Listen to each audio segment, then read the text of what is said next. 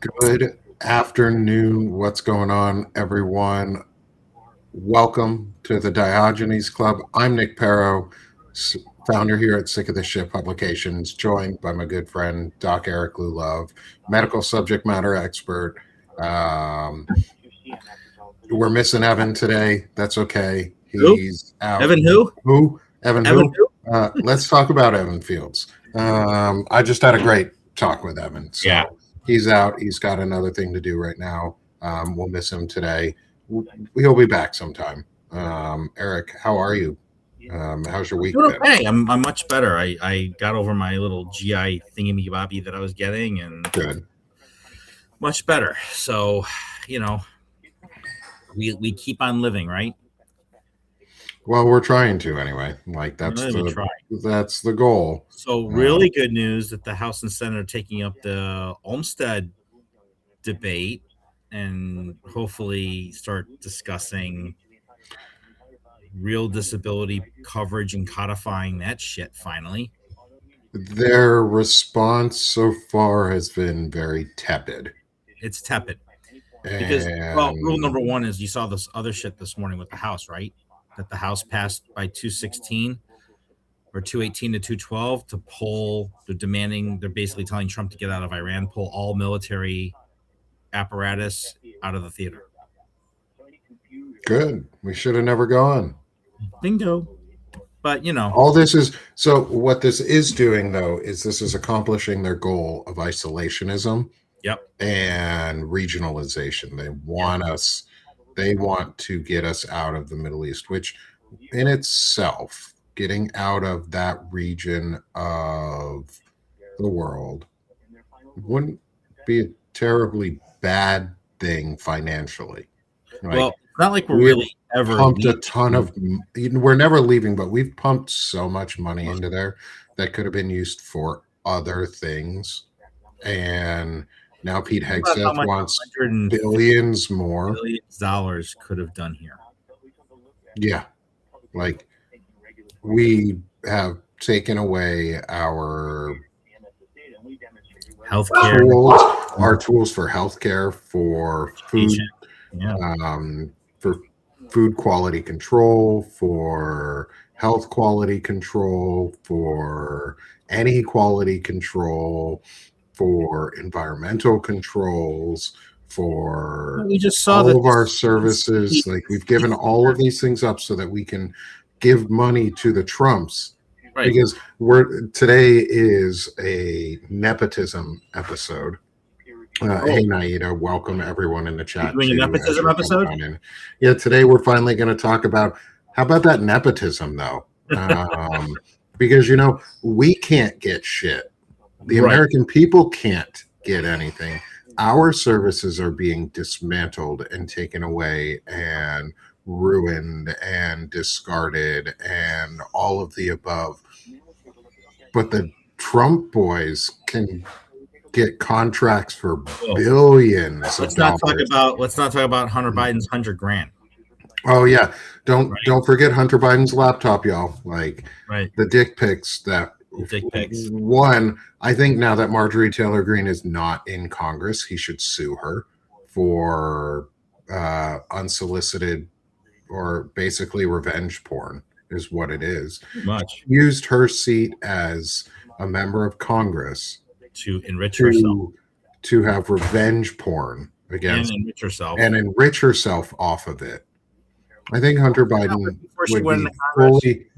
I think Hunter Biden would have full right to sue her, and I think he should. Not because I care about Hunter. I mean, sure, Hunter's an interesting dude. I've gotten to listen in on a discussion with him and be in the background and say hi to him.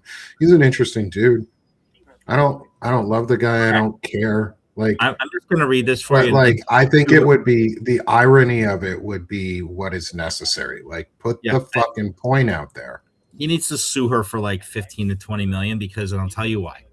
Marjorie Taylor Greene's estimated net worth was approximately $700,000 based on reported stock holdings prior to entering Congress, and it increased to an estimated 22 to 25 million by the end of her term in 2025.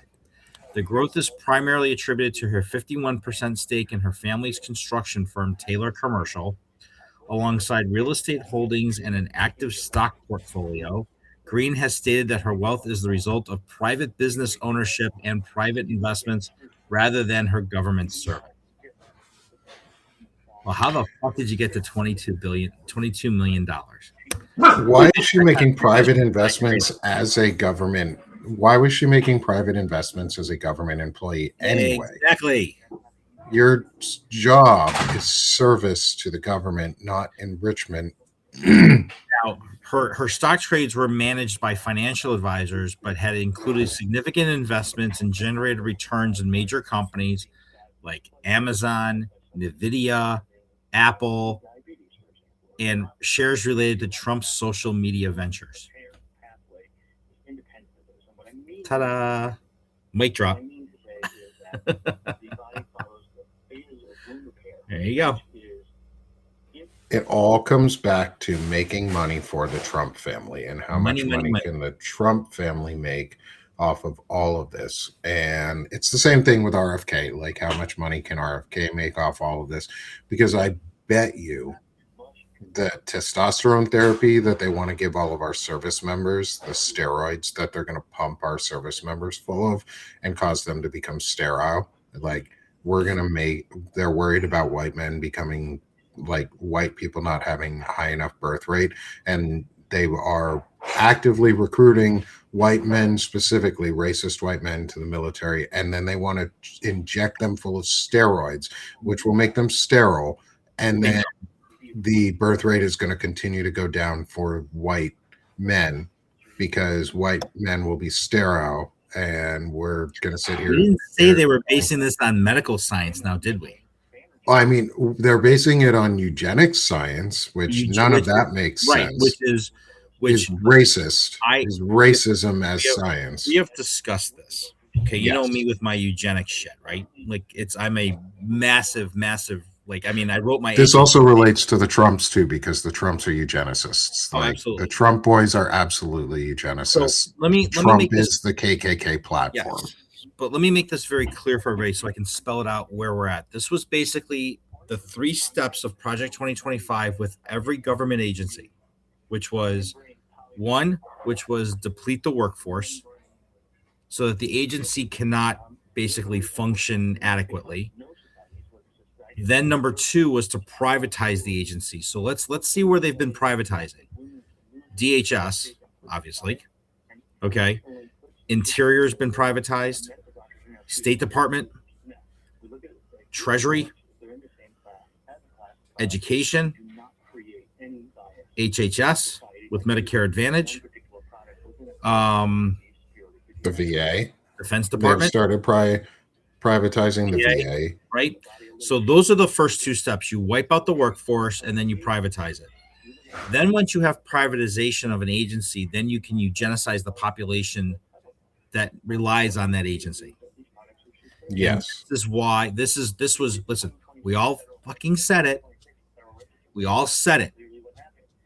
Project 2025, we all warned everybody. We all said and this is typical fucking Americans where I don't care because it doesn't affect me. It doesn't hit me directly, so I don't care. Well, guess what?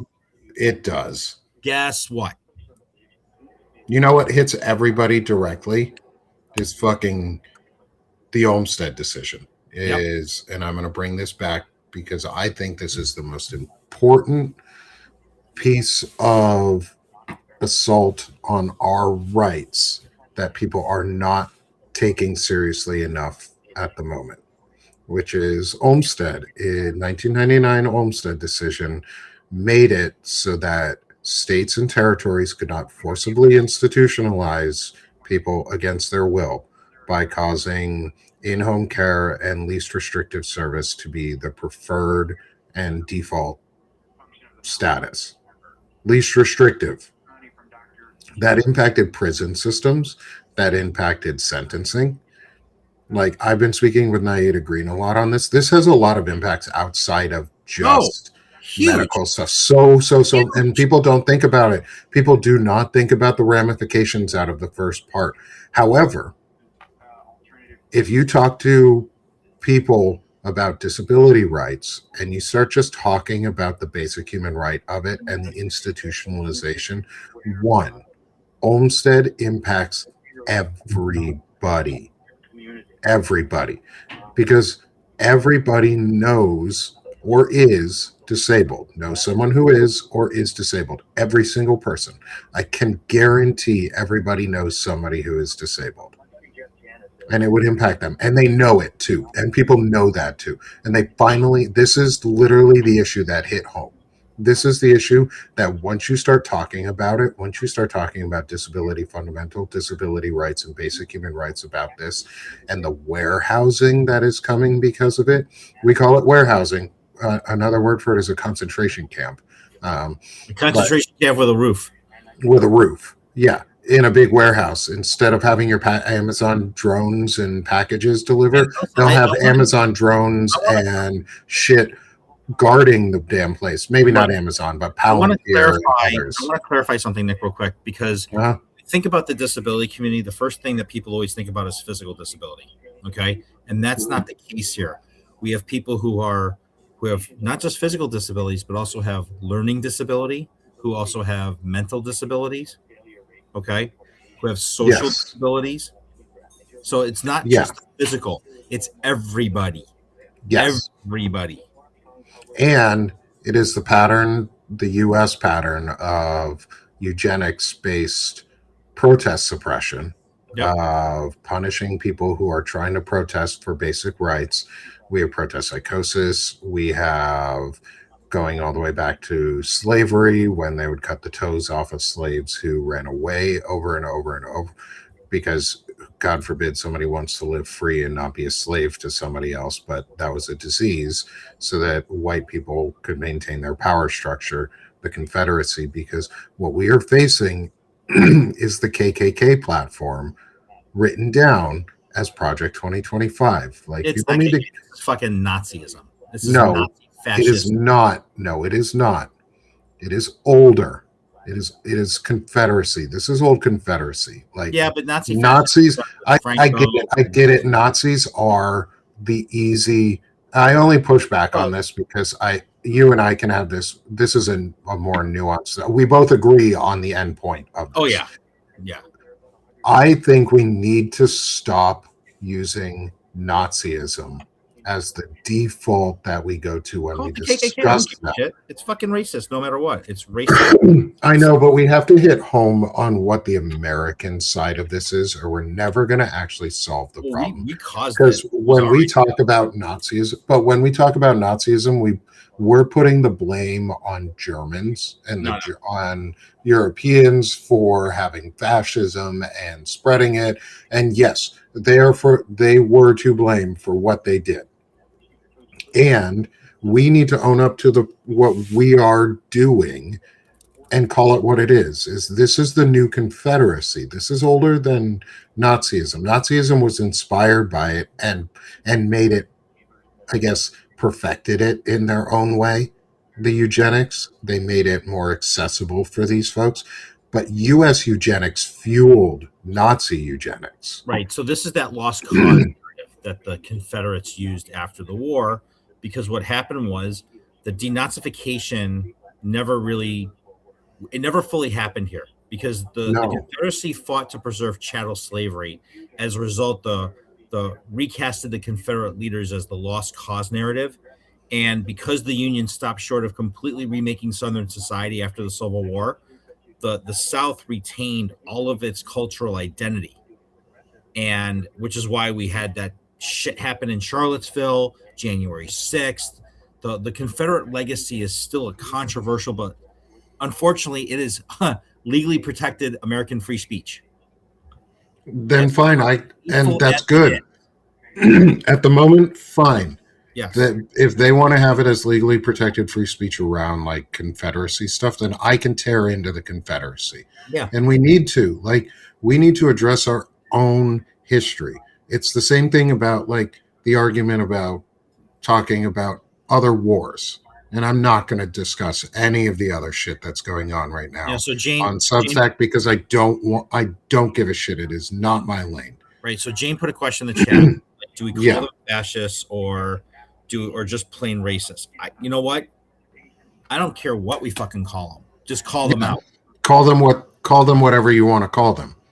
Call them either or. We're just talking about, like, my point here is, in the end, we lose the importance of the American component of this story if we focus on Nazism itself, because it's older than that. Yeah. It is not just an American problem. No, absolutely. And I mean, there's other forms of this type of feudalism, fascistic system and totalitarianistic system throughout history. We're just really good at it. The Roman Empire, the Chinese, Mao, Genghis Khan, I mean, Alexander. We can go all the way back to Greek history, and there's slaves, the Egyptians and the Hebrews. And let's just, for the moment, let's fix our own house before we fix other people's houses. Because if we fix our house, I guarantee you we will fix a lot of other people's houses in the process. Because when we fix our house, we stop funding that shit. I'm laughing at Nieta's note that she just put in the chat. I read it. It's serious, but it's funny the way she worded it. And she wrote, the U.S. is a colonizer. The U.S. is a colonizer state because Europeans brought this trash here in the first place. I mean, it's funny, it's true, but it's the language she used. And thank you, Nieta, because I needed a little laugh right now. So it's good language. Like, call it trash. It's one word just made that whole statement. So yes, and some of us were okay. Not all of us were trash when we came over. We probably were at the time. Like, I'm not going to defend my ancestors and what they did, but I can defend my actions, so I don't have to defend theirs. Mine were not part of any of the slavery chain, just to be very, very clear. My family is from Vermont area and New England and Canada, and we never were participants in that. So I'm going to be very clear. Like, my family was never slave owners, and I'm proud to say that we don't have that tradition in my family. No, neither mine.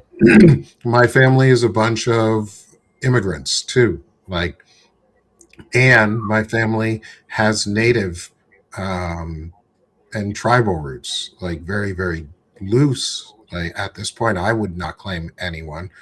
We need to right the wrongs of our ancestors, not claim them as our own. Like, I don't want to claim the wrongs of my ancestors. I also think that by righting the wrongs of our ancestors is by holding this fucking administration and all the people responsible for what's happened accountable.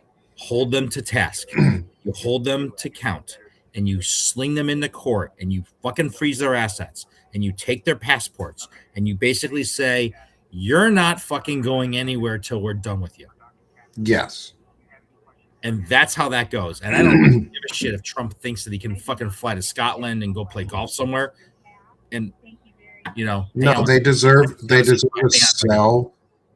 They deserve a cell without an exit plan until the American people and the justice system have had the entire time it needs to fully reconcile and move forward.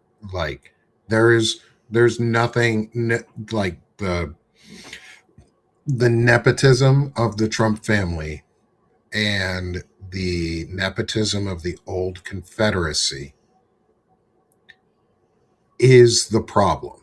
Like, that they're the problem. The nepotism that is going on is the problem, and we need to fix our own house before we fix anybody else's. And when we fix our own house, we will fix other people's houses in the process, because our number one export is our governmental system and our ideology behind it. And if we continue exporting fascism, we're never going to end fascism. Like, it's our problem to solve. Just saying, like, the Trump platform mirrored the KKK platform. His dad was part of the KKK. Like, the Trump family. I got to answer the front door. I'll be right back. Yeah, you're good.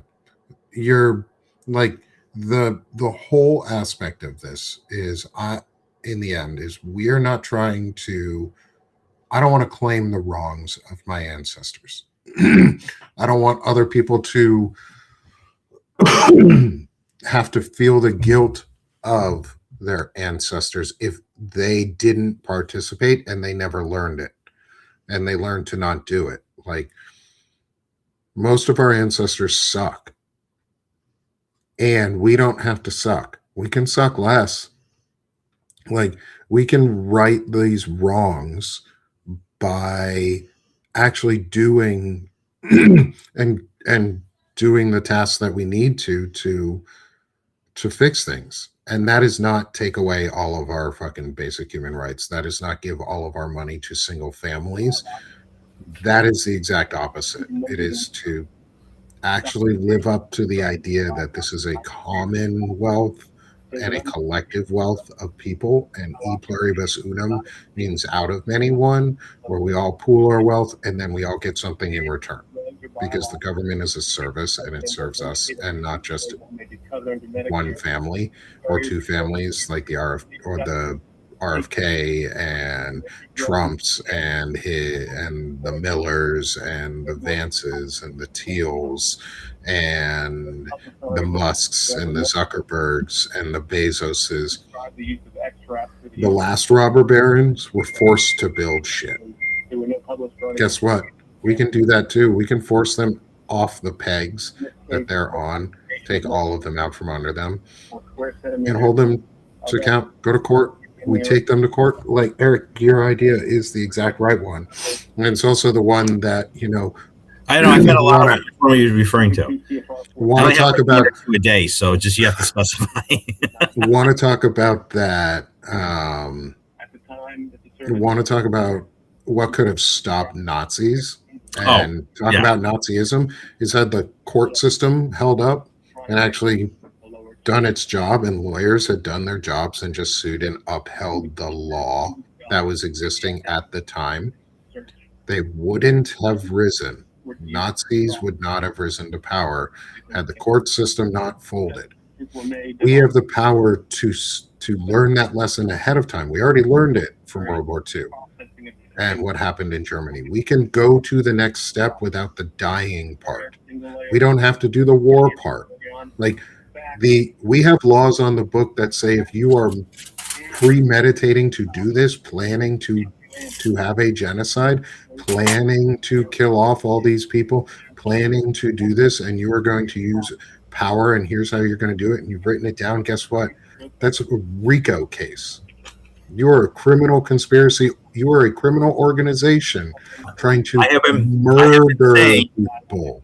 I've been saying every single one of these criminal acts falls under RICO, because it's all about the money. So even after he leaves office, he gets 1 penny from anything that was done illegally while he was in office.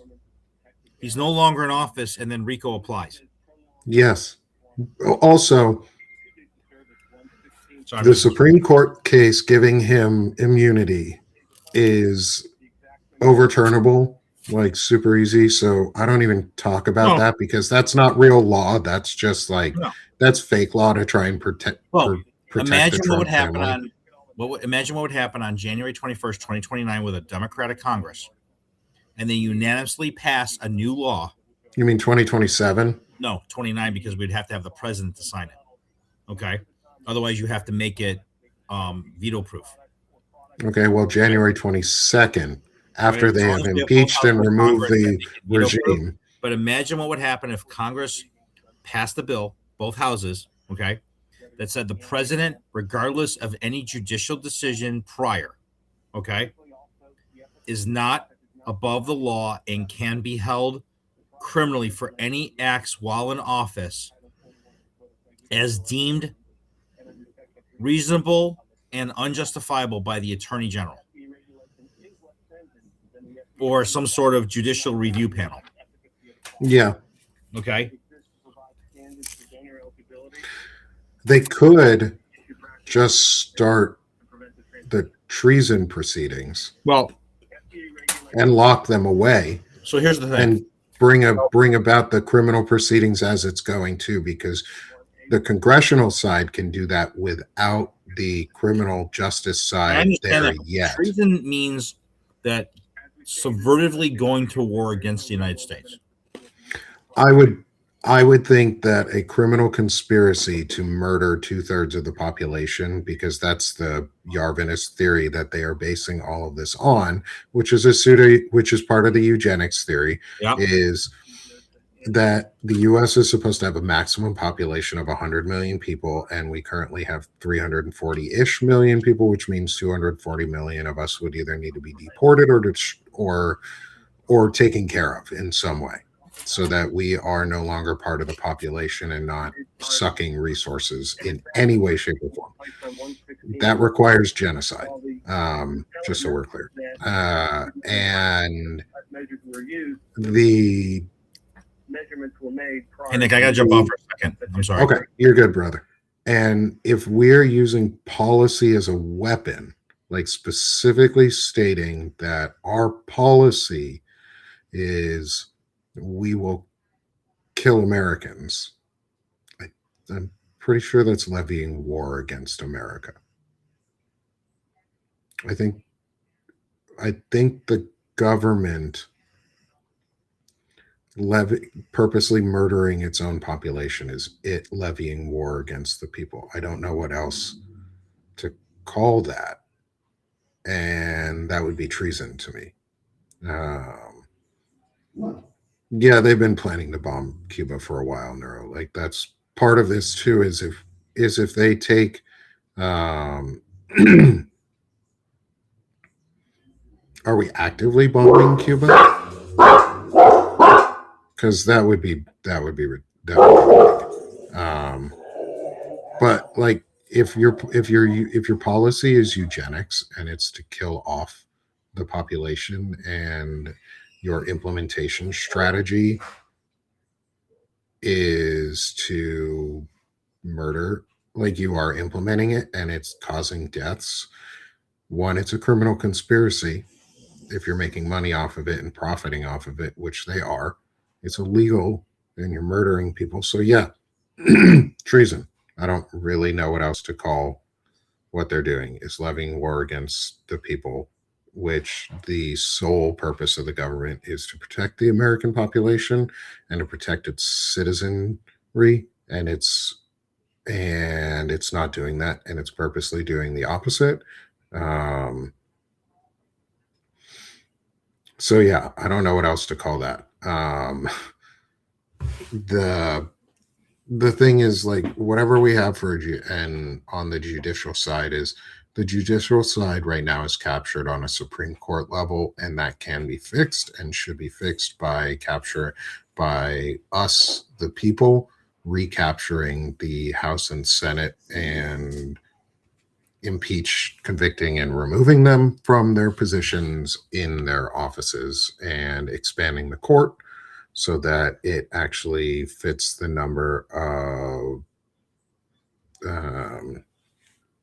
districts overall, whatever they call them. I'm not on the legal sides. That's not my lane. But whatever they have for court districts, like we should be expanding the court. Yeah. I'm sorry. I'm still sitting on this ALJ hearing, and the medical director for Palmetto, which is basically like South Carolina, North Carolina, and West Virginia. So this is the medical director speaking, and he's kind of like lying through his teeth right now. So I'm having to kind of hear this and do this at the same time. And you can drop off if you need to, man. If we need to stop right now, I'm gonna at this half an hour mark, it's okay. Like, that's totally fine. No, I'm good right now. Okay. Just like it's just interesting because you don't really, like, everybody in the audience doesn't hear these conversations and hear how the Medicare administrative contractors literally like try to twist the narrative so they can fit their argument when they're trying to basically deny payment to a provider. And in this particular case, this is like one of these cases where like Palmetto doesn't have a coverage policy for the therapy. So they're trying to create one because it's all about the money. Yep. It's always about the money, the It's always nepotism, the you know. cronyism. That's So those are hallmarks bring of. up was the only thing I want to bring up is I had a post and I did a live the other day on the Medicare physician fee schedule. And while this does not apply to everybody, this applies to everybody because just like Olmstead affects everybody, so does this. And what happens is when the government issues the Medicare fee schedule, which they're legally bound to do every year, they reevaluate the budget and issue a fee schedule. So there are 3 fee schedules. There's actually 4 actually. Actually, there's 5. So there's the hospital outpatient fee schedule, the inpatient fee schedule, the durable medical fee schedule, and then the home health fee schedule, and then the physician fee schedule. So Medicare basically pays providers out of those 5 buckets. And it's both Part A and Part B. Part A is hospital inpatient. Part B is all outpatient services. And then, so when they come up, so imagine being in a job where you haven't had a raise since 2001. That's every Medicare physician in the country. Every physician that accepts Medicare has not had a cost of living increase or a raise since 2001. Before I even entered clinical practice, my reimbursements have gone like this every year. My costs of running my practice have gone up. So what do you think happens when this is going down and that's going up and it's basic economics? Eventually, at one point, you're underwater, right, financially. Yeah. And this is the eugenics of what they're trying to do to outpatient hospitals, not even hospitals, outpatient physicians. This is your private physician. This is your specialist. This is your dermatologist, your podiatrist, your cardiologist, where they're making it literally untenable to be in private practice. And they want to shift everything back to the hospital, which costs more money. Yeah. So I have a post on my feed, everybody, while I'm shamelessly promoting myself. There is a JPEG file I put in a post on the whole list of every congressional congressman and senator that has control over CMS with a little blurby. You can call and just say that little blurby and just say that this is what's affecting, and I want you to stop it. You can just make one phone call for me. That's all I'm asking for, is for everybody to make one phone call out of that list. I'll repost it after the show, but it's really basic. And if you're not in the jurisdiction with anybody that's on the committee, call somebody who's near you. If you live in Wyoming and you don't have the Wyoming congressman, call the one that's in Missouri. Right? Yeah. So just call one person. Because the more they hear from everybody, in particular non-physicians, it hits harder. Yeah. So if everybody could just do that for me, I don't ask a lot of everybody, but if you could do that one thing, I would be appreciative. So anyway. Yeah. No, I like. Thank you, Dr. Trinas. I will turn the floor back to the appellant for. All right, I'm going to jump off for a second. I got to retest. Yeah, no, actually, I think this is a good point too. Let's end it for today. I'll promote your stuff, let you jump off. Okay. And we'll end it here today. A little bit early. Everybody, thanks for tuning in. You can find me here on Substack, Dr. Eric Lulov at Substack.com. You can also find my stuff on Blue Ant Media. And thank you so much for tuning in today. We will have a better show next week where I don't have anything on the schedule, so we can talk about some more shit. There's my QR code. And thanks everybody for tuning in. And we'll try to set up something else for, one of these things. That way. And we miss our friend Evan. So Evan, if you're watching, enjoy your day, bud. Say hi to Marissa. And Nick, I'm going to jump off. So thanks, buddy, as always. And everybody have a great day. Thanks, brother. I'll see you soon.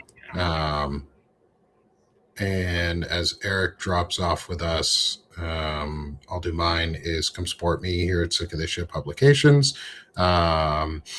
If you're here before the end of July, we've got a 20% off forever sale for our annual and monthly subscriptions. We also offer a founding membership. If you want to become a founding member, that would be awesome.